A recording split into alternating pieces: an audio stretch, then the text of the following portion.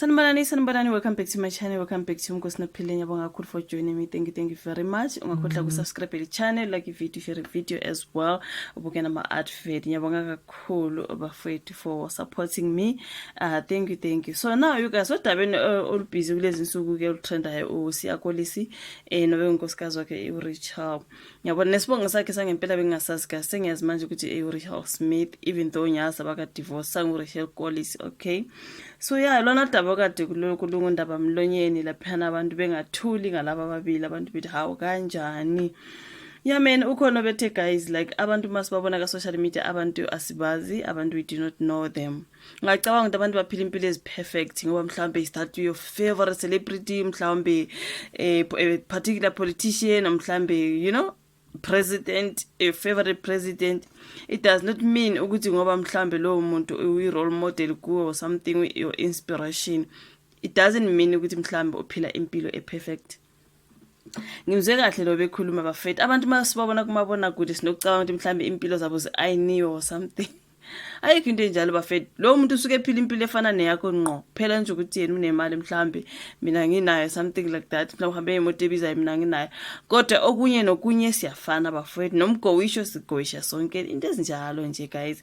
So yeah man, so ngendlela esibabaza ngakhona on social media ukuthi oh no, this was a perfect match. This was a perfect couple. Kanjani umbani othebe be perfect. Bebe nenkinga zabo easy. This was a rugby player, the captain of wamaSpringboks and all that. Sibabona be perfect nje behamba lapha. Nokuthi abantu on social media they post lezi zinto abafuna thina sicabanga ukuthi ziyizona noma zingezona mangabe se behind those closed doors ezindlini zabo and stuff. You know what I mean?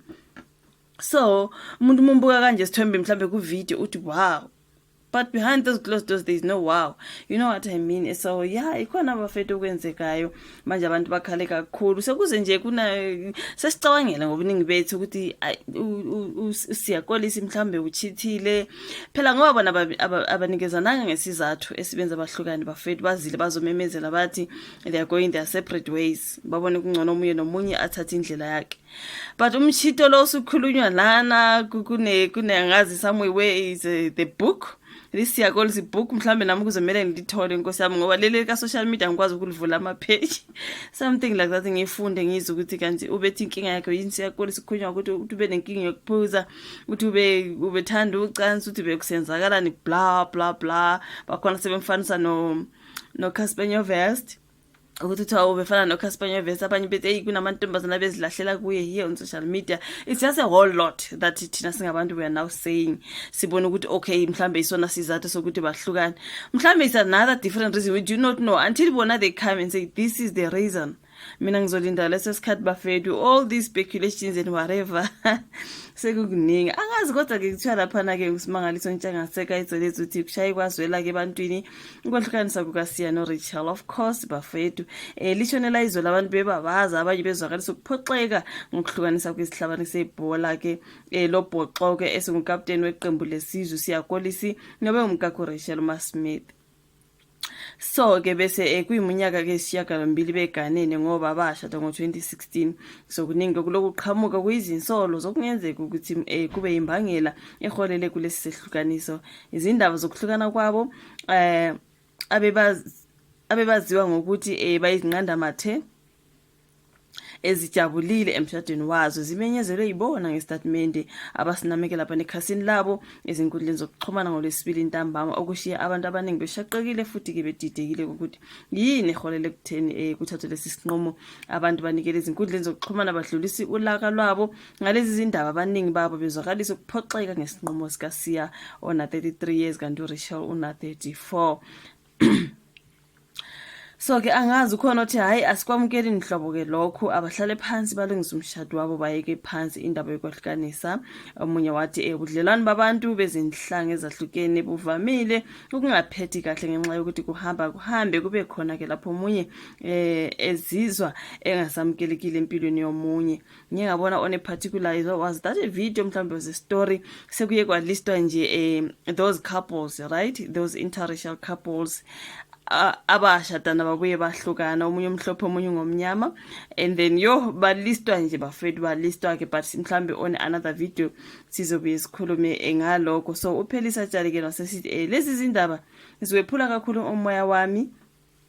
Laba bantu basinika ithemba lokuthi uthando lwangempela lusekhona. So lokho kwenzekayo manje kungishaqisile, futhi bengingakaze ngicabanga ukuthi ngenzeka. Ngithemba ke ukuthi bazolungisa okonakele, baqhubeka ngomshado wabo omuhleke.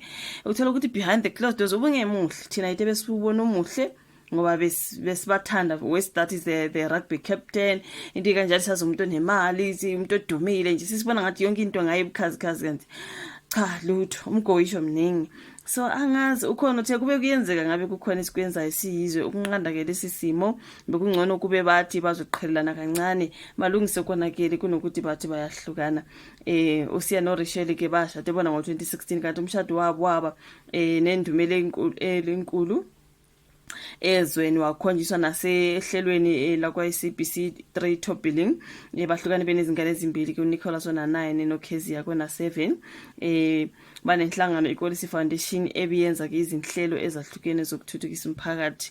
So yeah man, you guys, lento ekhulunywa ngoluyabhuti ngiya-understand mina ukuthi when we see people, we see our role models, masibona ke ama-celebrities and all that. Bafethu, whatever we go through empilweni nabo, they go through that. Nabo baba broke, nabo bakhale ngama-relationships, nabo bakhale kuningi. Ma usakhala ngepartner yakho kuhlupha nge-something thizeni, naye lo muntu ombona wena role model kuwe inspiration, naye kukhona akhala ngakho ngepartner yakhe, something like that. You guys, behind those closed doors ayikho into ukuthi perfect bafethu, ayikho perfect, yona ayikho.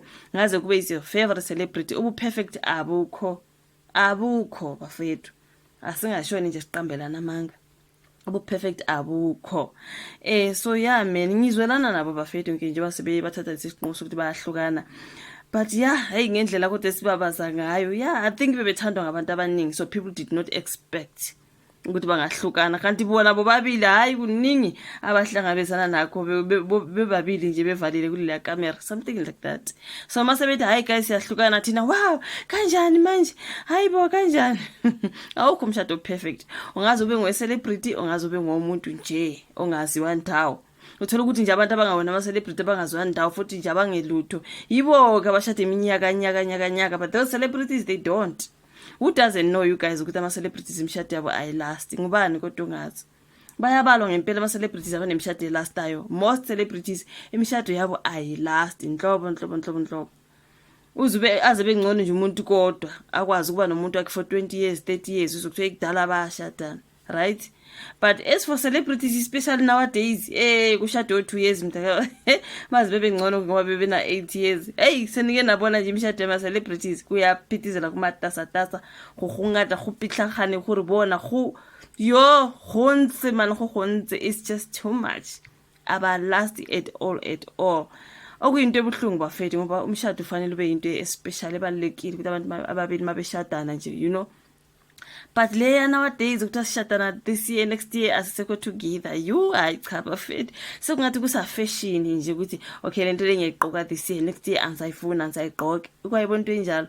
So for me nje ngathi angisamangali kwayona nje lekaSiya Kolisi noRachel, mina ayizange ngimangaze because sengibone ama-celebrities amaningi, they just getting married this year after 1 year 2 years sebehlukene. So yini ebizongimangaza kulokho bafethu? I'm sorry for those people ade bebathola bona beyama-role models kubo, beba-inspirisha, something like that, you know. Nambe ngimkhonze kakhulu nje uRachel, ngimbona njalo ehleze esekindoda yakhe njalo umeyodlala kwamanye amazwe everywhere. uRachel was so behind her man, ngathi wow lo sisi waze wawakha umuzi wakhe, bengazi. You know what I mean? Kuningi kade edlula kukho nendoda yakhe bafethu, kodwa namhlanje sebebuya bethi hayi guys, hayi ngcono sihlukane thina ngoba hayi cha ngeke ngesikwazi.